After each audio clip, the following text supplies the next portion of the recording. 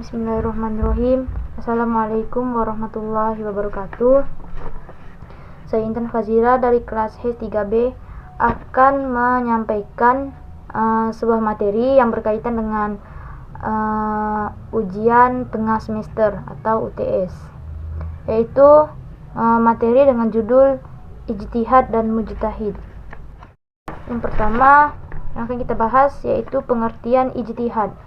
Nah, ijtihad itu adalah sebuah usaha yang sungguh-sungguh yang sebenarnya bisa dilaksanakan oleh siapa saja yang sudah berusaha mencari ilmu untuk memutuskan suatu perkara yang tidak dibahas dalam Al-Quran maupun hadis, dengan syarat menggunakan akal sehat dan pertimbangan matang. Namun pada perkembangan selanjutnya diputuskan bahwa ijtihad sebaiknya hanya dilakukan para ahli agama. Nah, jadi ijtihad itu tidak bisa dilakukan oleh sembarangan orang. Yang kedua, urgensi ijtihad dan kedudukan ijtihad. Nah, urgensi ijtihad itu untuk menemukan yang pertama karena ada dalil zonni, dolalah. Yang kedua, perkembangan kehidupan manusia. Dan yang ketiga, ijtihad sangat penting untuk menemukan kebenaran suatu masalah yang belum ada nasnya atau ketetapannya. Lalu kedudukan ijtihad tersebut menempati kedudukan sebagai sumber hukum Islam setelah Al-Quran dan hadis. Lalu untuk poin yang ketiga yaitu macam-macam ijtihad. Nah, ijtihad di sini terbagi ada 6 macam.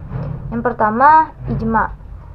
Ijma adalah salah satu jenis ijtihad yang dilakukan para ulama dengan cara berunding, berdiskusi, lalu akhirnya muncul suatu kesepakatan untuk menyelesaikan suatu permasalahan. Yang kedua yaitu qiyas. Nah, qiyas adalah salah satu macam ijtihad, upaya mencari solusi permasalahan dengan cara mencari persamaan antara masalah yang sedang dihadapi dengan yang ada di dalam sumber agama, yaitu Al-Quran dan hadis. Lalu macam yang ketiga yaitu istihsan. Nah, istihsan tersebut adalah salah satu macam ijtihad yang dilakukan oleh pemuka agama untuk mencegah terjadinya kemudaratan. Lalu yang keempat, istishab. Istishab yaitu upaya untuk menyelesaikan suatu masalah yang dilakukan para pemuka agama dengan cara menetapkan hukum dari masalah tersebut.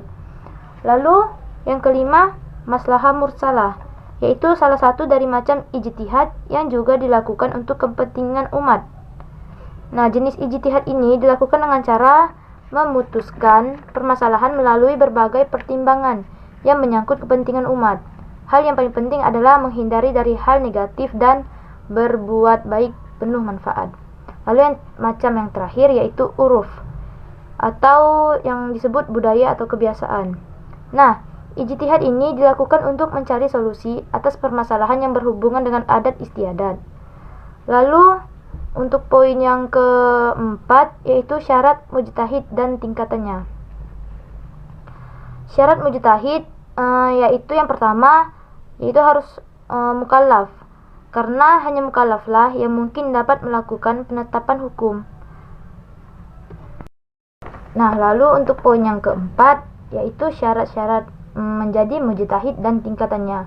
Nah, untuk menjadi seorang mujtahid tidaklah mudah, tidak harus sembarangan orang. Dan di situ ada syarat-syaratnya. Yang pertama yaitu seorang yang mukallaf. Mukallaf yaitu seseorang yang telah dikenai hukum. Maksudnya mengenal hukum. Nah, mukallaf karena hanya mukallaflah yang mungkin dapat melakukan penetapan hukum. Dan yang kedua, mengetahui makna-makna lafaz dan rahasianya.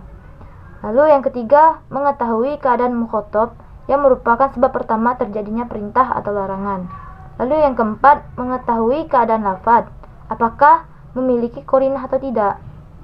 Nah, lalu untuk tingkatan mujtahid, yang pertama yaitu mujtahid mustaqil, yang kedua mujtahid mutlak ghairu mustaqil. Yang ketiga, mujtahid muqayyad atau mujtahid takhrij. Lalu yang keempat, mujtahid tarjih atau dan yang tingkatan yang terakhir yaitu mujtahid fatwa.